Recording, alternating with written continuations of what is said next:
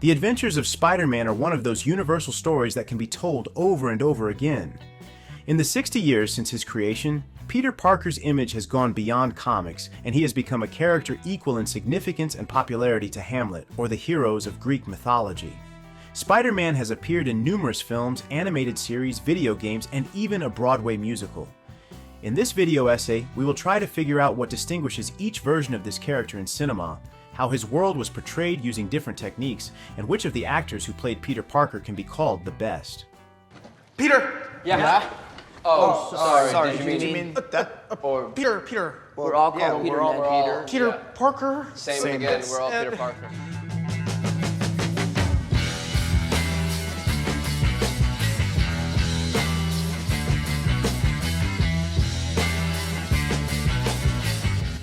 In the early 2000s, the superhero genre as we know it today didn't yet exist. Apart from Blade and Bryan Singer's X-Men, there had been no truly successful comic book movies for a long time.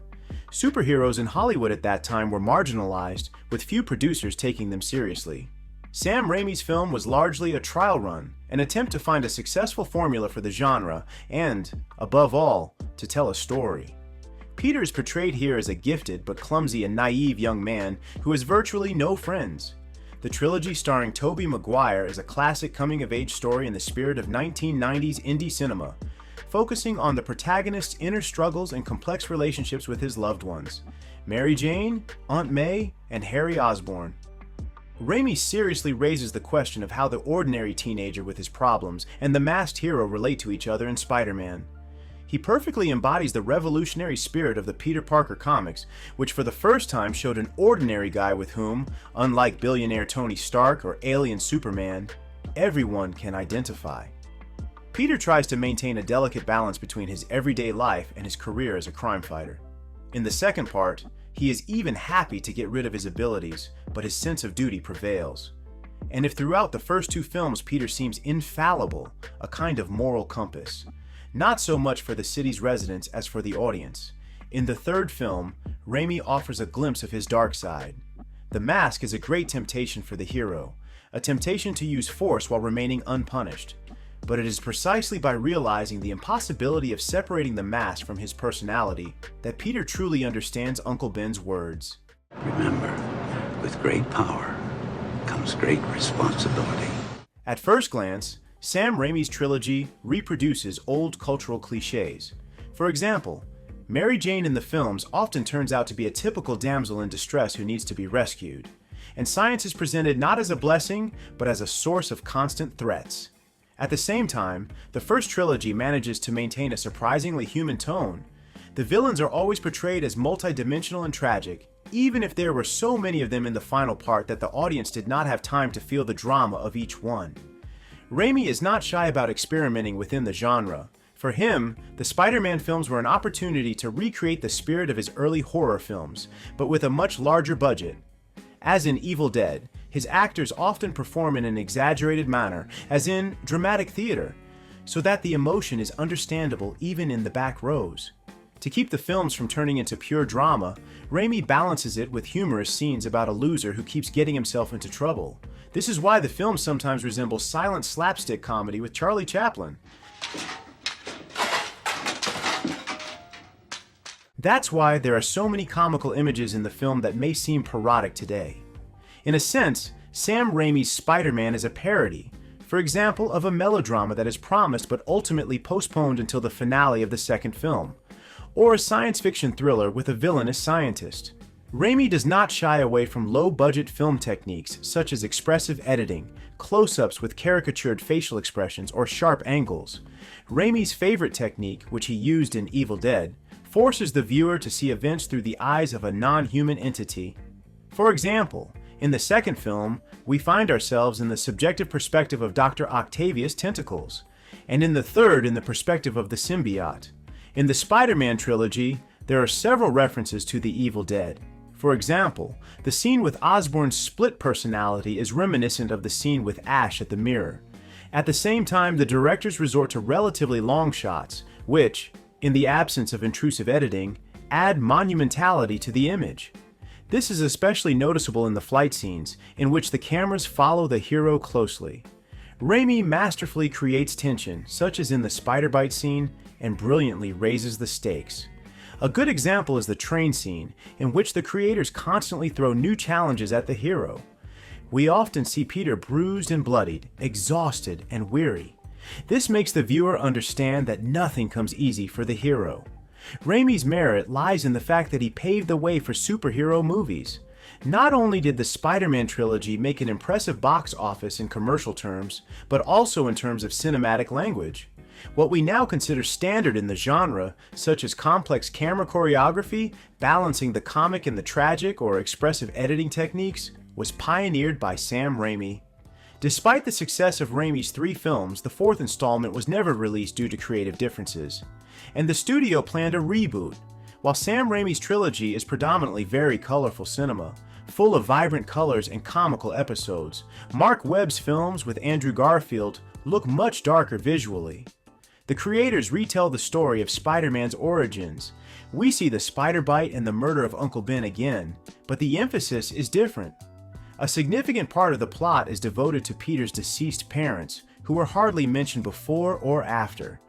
Although this storyline added something new to the Spider-Man canon, it clearly weighed down the script, as did the studio's attempts to create a cinematic universe modeled on Marvel. What definitely worked was the revamping of Peter Parker's image. In Marc Webb's films, he is no longer a vulnerable guy who has difficulty interacting with his peers, but a witty and resourceful young man who never misses an opportunity to mock criminals. Just let me go. Is that a knife? Is that a real knife? Yes, it's a real knife. My weakness, it's small knives. Just let me go. Anything but knives! If Peter Maguire was an outcast by necessity, Garfield's character's introversion is partly dictated by his unclear origins, which he tries to figure out over the course of 2 films. In Raimi's films, he was an outsider, while in Webb's, he was primarily an orphan.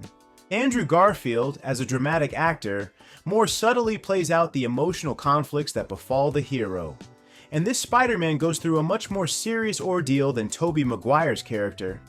At the end of the first part, Gwen Stacy's father dies, which has a profound effect on Peter, and in the second part, Gwen herself dies. The loss of his beloved, for which Peter blames himself first and foremost, changes his life so radically that he temporarily gives up his superhero costume. As we know from No Way Home, he couldn't forgive himself for Gwen's death for many years. Marc Webb partly continues the line started by Sam Raimi. Kurt Connor's arc rhymes with Otto Octavius' story. Both heroes are scientists whose good intentions lead to villainy. Both awaken to their humanity in the end, and both try to help Spider-Man. The evil in Webb's duology comes not so much from the stated antagonists as from Oscorp, a corporation that exploits the labor of its employees. In the second part, Harry Osborn, the head of the company, becomes a hostage, and Electro's arc is practically a typical story of a little man, a victim of the capitalist system. Spider-Man becomes the protector of ordinary people who are exploited by corporations, including those who have sided with evil. It is symbolic that in the finale of the first part, it is ordinary workers who come to Peter's aid. Webb, like Raimi, does not miss the opportunity to play in the horror film genre. Both parts of the duology feature expressive scenes that are quite reminiscent of body horror. Although the action scenes sometimes suffer from excessive editing, Webb takes a noticeable step forward. Flight scenes, for example, are often shot from a subjective point of view. In some places, Webb even surpasses Raimi, primarily in the love line and the image of the girl Spider-Man. In a sense, the film can even be called a superhero romantic comedy. In the second film, the focus shifts from the main character to the development of the relationship between the lovers. Unlike Mary Jane, who often played the role of a victim, Gwen is an active heroine who repeatedly demonstrates her independence. It is the death of Emma Stone's character that sets these films apart from the rest and reveals new facets of Spider-Man. Spider-Man undergoes a fundamental change in his third iteration when the hero was included in the Marvel Cinematic Universe. In John Watts' films, there is no place for the story of Uncle Ben and the radioactive spider bite. It is assumed that viewers are already familiar with these plots, and there is no need to retell them. The new versions of Spider-Man devote more time to Peter's relationships with his peers. He is still an outsider at school, but the bullying that was present in previous films is no longer there. And Peter's beloved MJ, with her introverted nature, is not at all like a typical superhero girl. Unlike the adult Maguire and Garfield, Tom Holland really looks like a teenager seeking the attention of his classmates. This Peter Parker wants much more understandable things: to win the girl's affection, gain a reputation as a cool guy, improve his relationship with his father figure, and join the Avengers. That's why the film strongly resembles John Hughes' best pictures: The Breakfast Club, Ferris Bueller's Day Off, and 16 Candles, which are based on expressive visual humor. The first part even contains a direct reference to Hughes. The connection to the iconic director of the 1980s defines the external image of the trilogy. Compared to the previous films, the first two parts seem rather mundane, but at the same time, Jon Watts adds new expressive images to the Spider-Man iconography. For example, he shows Spider-Man's spider sense differently on screen, managing to move away from the spectacular rapid-fire technique used by Sam Raimi. Watts does not miss the opportunity to use social media aesthetics to make the world of the new Spider-Man more recognizable. In essence, all the films with Tom Holland tell the story of Peter Parker's coming of age, bypassing major upheavals. They show the heroes in everyday life, which previous versions simply did not have time for. The Spider-Man story is, in general, a big metaphor for puberty and an instructive reflection on how teenagers change. While in previous versions the heroes had to cope with changes in their bodies, in Jon Watts' first two films, the hero tries to get used to the suit that Tony Stark made for him. In this sense, Tom Holland's character has strayed quite far from the simple guy with financial and personal problems that Peter Parker was in the comics, and has become the protege of a billionaire with technological gadgets. He only returns to the canonical image of a lonely outsider in the finale of the third part, but before that, he has other concerns. Can Peter do anything without his costume? And what place does he occupy in a world where the Avengers exist? In the second part, he is so similar to Tobey Maguire's character that he wants to temporarily give up his superhero duties and live the life of a normal teenager, even though the whole world is waiting for him to become the next Tony Stark.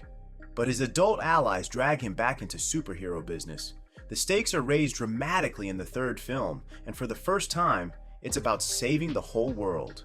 After meeting other versions of himself, Peter realizes that he is not alone and that others have experienced the same problems he has. In No Way Home, Holland's character is tempted to kill the villain to avenge Aunt May's death. But while Maguire and Garfield had to rely only on themselves and go through it alone, the new Peter Parker can lean on his loved ones. In this respect, No Way Home carries an important message of reconciliation, building a bridge between three generations of heroes: Xers, Millennials, and Zoomers, and, at the same time, three generations of viewers. The events prove to be psychotherapeutic for the Spider-Man. Tobey Maguire's hero atones for his guilt towards Harry and protects his father Norman, and Andrew Garfield's Peter symbolically saves Gwen and stops blaming himself for her death. The closeness of the three heroes, on the one hand, proves the universality of the Peter Parker image, while on the other hand, their differences indicate that each generation should have its own Spider-Man who would speak to them in a language they understand. This idea is most cleverly developed by Phil Lord and Christopher Miller in Spider-Man: Into the Spider-Verse. Not only is the main character Miles Morales rather than Peter Parker, but the film also features Gwen Spider-Man, Future Spider-Man, Noir Spider-Man, and even Pig Spider-Man. Each version of Spider-Man has its own visual image, from comic book stylization to anime-style drawings. But even in this diversity, the essence of Spider-Man remains: a deeply tragic character who is forced to lose everyone he loves and constantly choose between duty and personal happiness. There is no doubt that we will see more than one interpretation of Spider-Man on screen, which will most likely be different from the previous ones. That's why everyone has their favorite Spider-Man, and it doesn't really matter who it is: the naive Tobey Maguire, the sad Andrew Garfield, or the optimistic Tom Holland. The story of Peter Parker is the story of each and every one of us. Not everyone can shoot webs, jump across skyscrapers, and fight criminals, but everyone can at least try to be a friendly neighbor. If you like this video essay, please subscribe to the channel so you don't miss any new videos. This is Movie Geek signing off. Bye.